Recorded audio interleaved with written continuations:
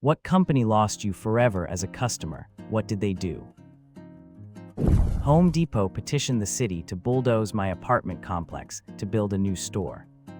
I attended a neighborhood meeting, and their lawyers were pompous assholes that had the attitude of, "We're just here because informing the neighborhood is required by law, but this is happening, so deal with it."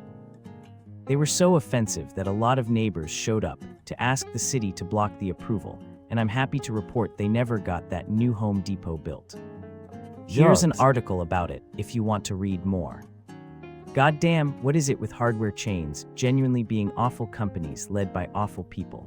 Lowe's is run by a bunch of racist assholes, and Home Depot is also a piece of shit as well. They also have license plate readers in their parking lots for some reason. https://deflock.me/. Any company that lets you sign up online, but only cancel via phone call. So far that includes Fast Hosts and The Guardian. Product: change your address to California, and magically the cancel button appears. Have used this for several services. It's why, if offered, I only pay subscriptions with PayPal. They never get your card info, so you just wipe out the authorization from PayPal and that's it. They can't even charge you again. I had to mail the gym a handwritten letter saying that I wanted to cancel. They didn't cancel it, so I called and they said I wrote in black ink and it had to be in blue ink. I have an account for Anytime Fitness in Collections because they would only let me close my account at my home location, but my home location was seized by the bank. LA Fitness is the worst for this. Not me, but my dad. I am keeping the grudge though. My dad went to the Shell station on the corner every morning for coffee. The owner was a hardworking immigrant man with a beautiful family. One day my dad goes in and the owner is frustrated with a garage filled to the roof with tires. When my dad asks, he says that corporate was going to close his store unless he bought all these tires. He used all the savings he had to buy them, and he knew it would take time to sell. They closed him down anyhow later that month and ruined his life. They made him buy the tires for no reason, just to get a bit more money out of him. My dad never stopped at a Shell station again. I've kept it going for another 40 years. Edit: my dad has been gone for many years, but he would have loved all this boycotting and pettiness, even though it will never even amount to a rounding error on their stock price.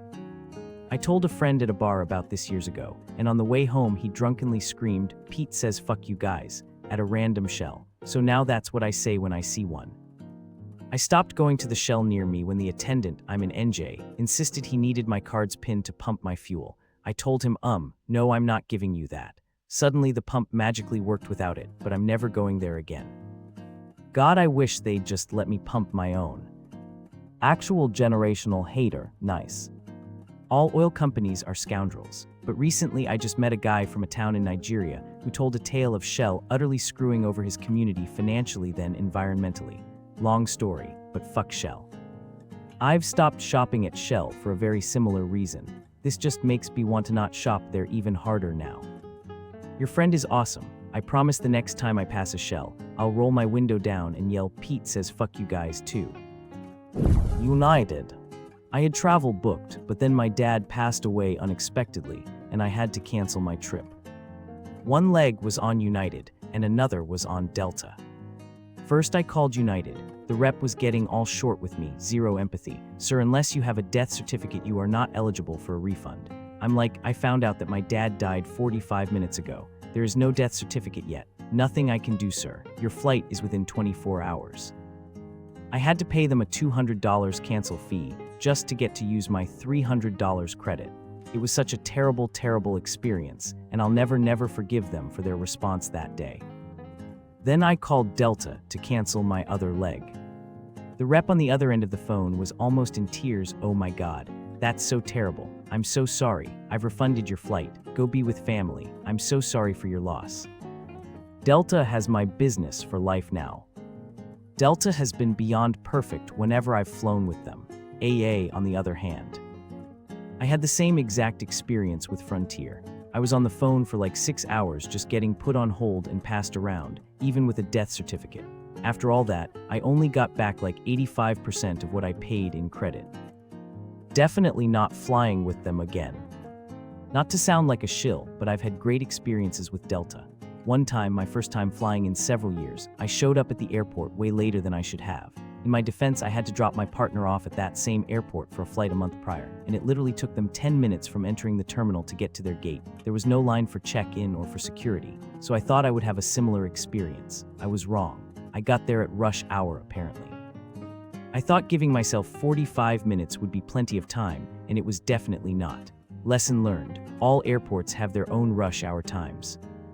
I was waiting in the check-in line, slowly getting more and more panicked, and by the time I got to the front, I was in tears, because I knew I was going to miss my flight, and I didn't know what to do, and I tried to explain this to the Delta person at the check-in desk, and she was so kind and told me not to worry. Because I arrived before the flight took off, she can switch me to the next flight for no extra fee, no big deal.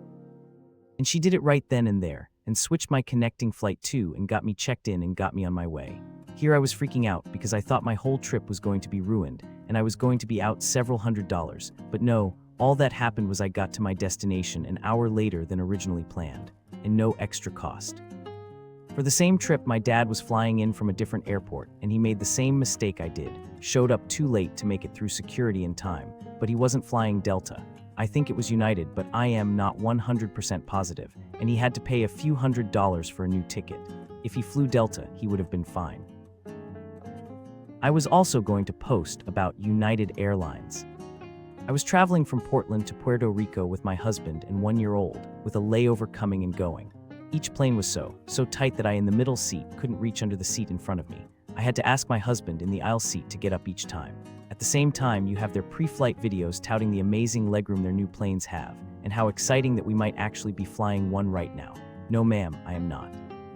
The final straw was on our way back. The flight leaving San Juan was late, and we had about 30 minutes to haul ass from one end of the terminal to another. We got there about halfway through boarding, sweaty and running, and carrying a toddle in a car seat. Even though we paid to sit together, United split us up. The fate agent told me my only recourse was to ask a flight attendant to help find someone to switch. I asked, and the piece of shit attendant refused. Unfortunately for her, I am the daughter of 2 career flight attendants, and was also a really pissed off mom. I raised a stink until she went and found someone who was happy to not sit next to a toddler. I wrote an email to United, and the rep replied saying, "This sounds terrible, and your email was very polite. Here's a $400 voucher." I gave it to my mom.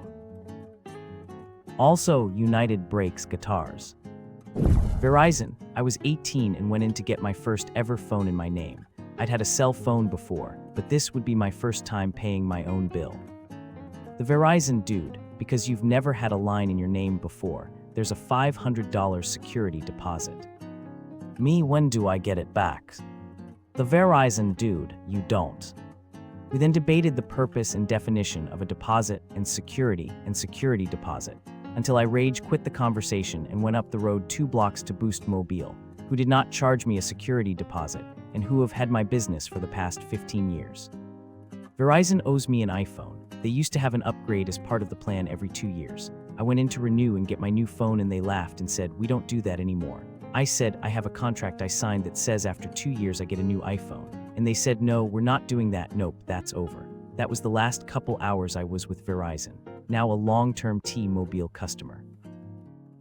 My experience with Verizon is that walking into one of their stores and talking to a rep is the absolute worst and most expensive way of getting a phone. Buy a cheap one on eBay and activate it. And if you're already a customer, always emphasize that you don't want to change your plan or they'll upgrade you to a worse, more expensive plan. 5 months after switching to Verizon, they opened a second line on my account and totally unauthorized and starting billing me double. Took a year to sort out, and they hurt my credit score by reporting the amount on the second line I refused to pay. It only got sorted out when I filed in small claims court. Verizon is a nightmare to deal with. I was assaulted, this was almost 20 years ago now, by a Verizon employee in the store. He wasn't fired, they just sent him to a new location, and the judge allowed him to serve his sentence weekends only so he could keep working there, even after he was charged with SA of a minor and put on the sex offender registry. Fuck Verizon. Adobe, fuck you and your expensive crap and your cancellation fees. Adobe as a company is terrible. Their products are good. I've been pirating it for ages now, can't complain. I still have not forgiven them for changing to a stupid subscription model. I still have CS6 and Lightroom 5 will never upgrade to the subscription model. Ticketmaster.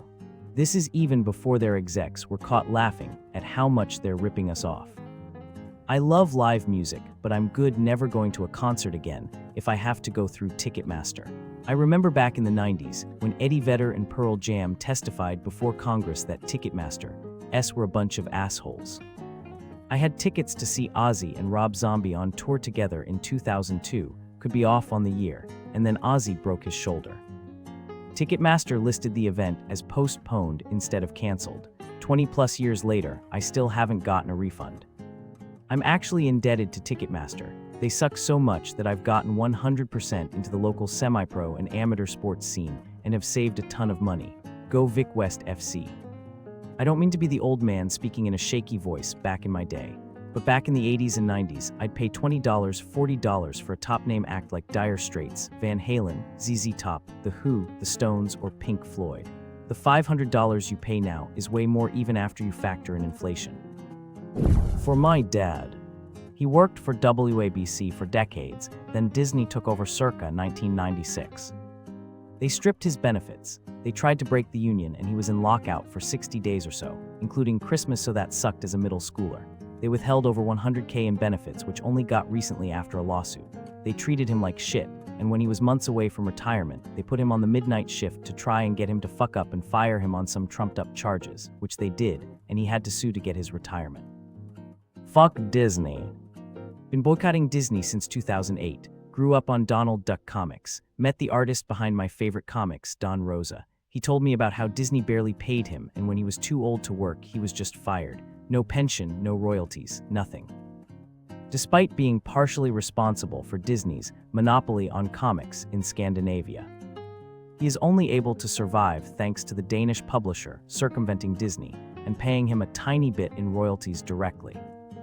I will never touch anything of theirs. Gave up on Star Wars, which was my life as a kid when they got bought by Disney.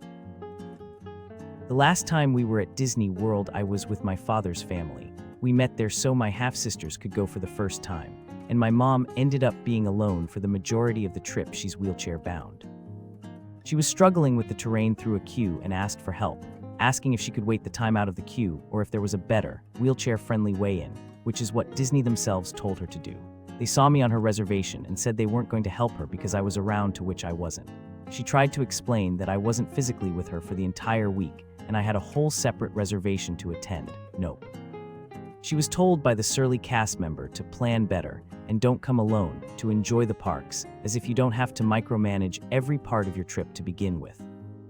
This was after they took away her DAS, disability access, because only autism counts in Disney's eyes. Don't go to Disney if you are disabled and expect to have a good time. I'm 99% sure they took away the DAS, so you would have asterisk to buy the Genie passes. Universal, on the other hand, went out of their way to be nice to her while she was alone and even upgraded her ticket to have the express pass. They also still let her have disability access, which the way they do it works wonderfully. So seconded, fuck Disney. Thank you very much for watching. Put likes, write comments, and wait for new videos on the channel.